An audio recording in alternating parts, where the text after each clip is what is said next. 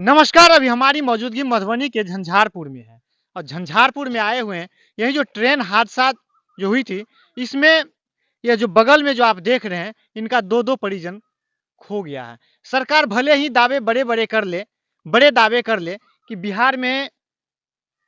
मजदूरों बिहार के मजदूरों को बाहर जाने की आवश्यकता नहीं है। ये सरकार की सारी दावे फॉल्स है।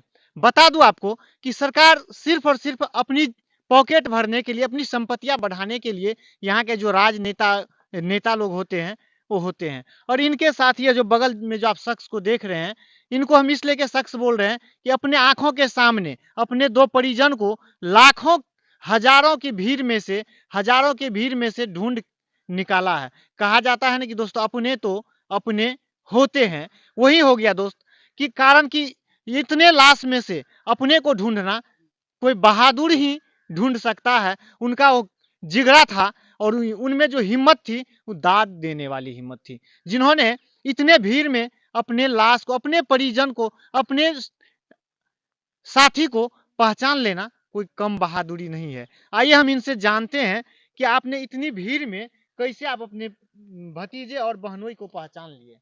बात यह है सर, ये जब जो गाड़ी का हादसा हुआ ना, तो कौन किधर फेंकाया कौन किधर गया किसी को कोई अंदाजा नहीं रहा। महज जब मेरा जीजा था वहां पे बैठा हुआ, दो शख्स दो शख्स में से एक शख्स कूद गया तो वो जिंदा रह गया। एक जो था मेरा जीजा, वो देहांत हो चुका कूदने का बाद। अब कैसा हुआ नहीं हुआ ये नहीं मैंने देखा और किधर गया। और एक शख्स जो मेरा था भतीजा, वो मेरे बाजू में बैठा हुआ था। वहां जो एक्सीडेंट हुई है, ट्रेन हादसा जो हुई है, तीन तीन ट्रेन एक साथ टकराव, मुझे तो लगता है कि आज तक जो है पहली बार हुआ है।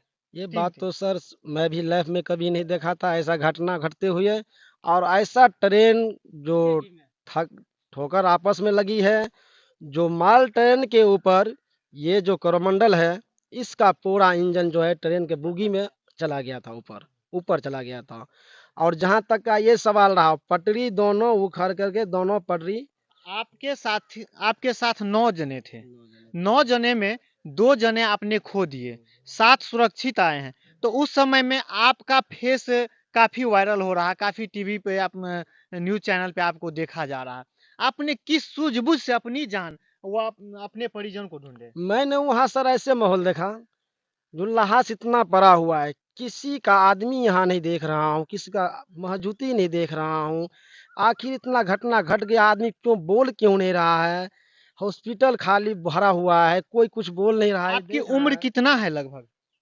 वही 38 होगा सर मेरा उम्र। 38। 38। 38 वर्ष में आपने कितनी बार वोटें गिराई हैं, सरकार को कितनी दफे वोटिंग किए हैं। सर मैंने यही 15 साल से मैंने बाहर कहीं भी खड़ता हूँ, मैं कहीं भी रहता हूँ, जब इलेक्शन का टाइम होता है तो आप तो ऐसा सिस्टम हो गया है जो कहीं से कहीं आप वोट डाल सकते हैं। तो हम सर एक भी वोट फर्स नहीं गया है मेरा, जब भी चुनाव आता है, पंचदान आता है। यही सोच के ना वोट किए थे कि हमारे बिहार में रोजगार लगे, हमारे घर में रोजगार लगे, हम लोग बाहर ना जाए।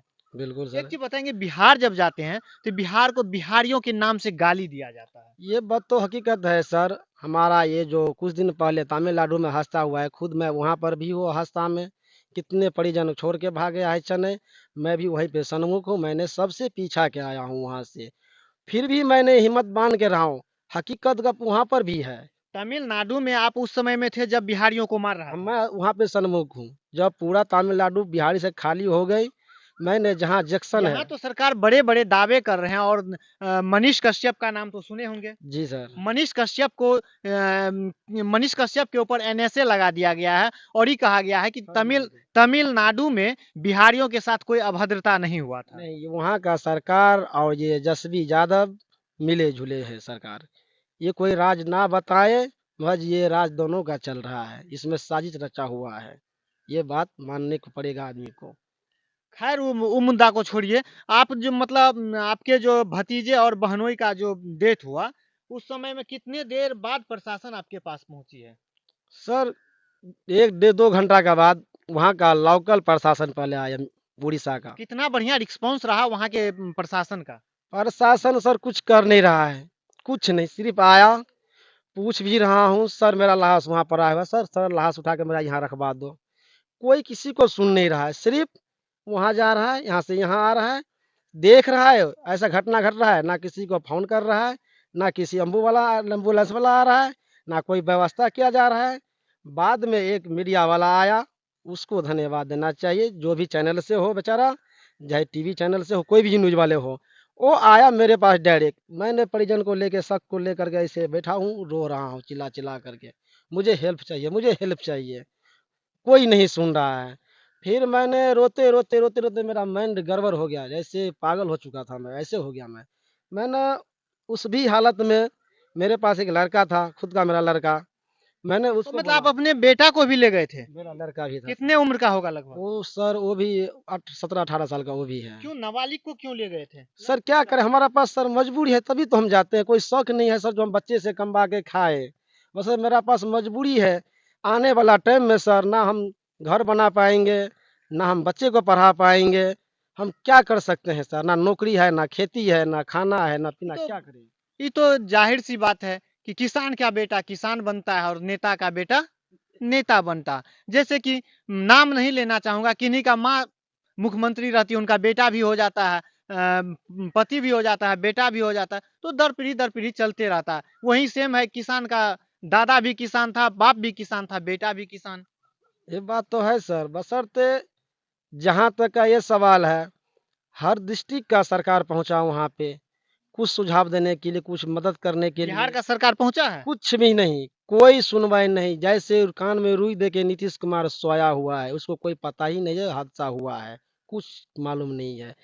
कलकत्ता से ममता बनर्जी गए हैं, और कोई कोई राज्य से नेता लीडर सब गए हैं, बशर्ते हमारे बिहार से ना पुलिस गया क्यों है। जाएंगे? बिहार एक ऐसा अजूबा राज्य है जहाँ के सूबे की मुखिया को ये भी जानकारी शायद हो या नहीं हो कि इनके राज्य का भी कुछ मजदूर का वहां पे जो है एक्सीडेंट में मौत हुई है।